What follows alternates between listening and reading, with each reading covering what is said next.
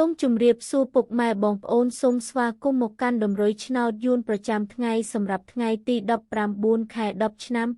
2025 Admin ក៏មានតម្រុយឆ្នោតពិសេសនិងល្អៗសម្រាប់ចែកជូនពុកម៉ែបងប្អូនផងដែរសូមបងប្អូនជួយចុច like និងជាវម្នាក់មួយផង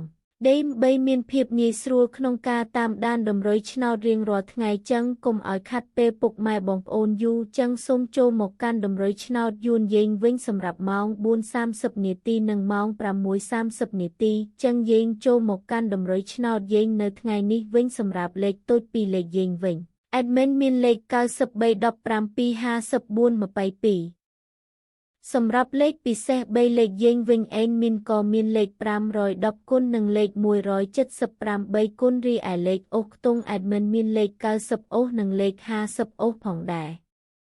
បងប្អូនដែលស្រឡាញ់និងចូលចិត្តលេខ Admin អាចយកទៅផ្សងសំណាងបានសូមជូនពរឲ្យបងប្អូនទាំងអស់គ្នាហេងសំណាងល្អទាំងអស់គ្នាតម្រុយឆ្នោតយើងបានមកដល់ទីបញ្ចប់ហើយសូមជូនពរឲ្យបងប្អូនហេងសំណាងល្អមានលាភមានជ័យទាំងអស់គ្នាជួបគ្នានៅថ្ងៃស្អែកបន្តទៀត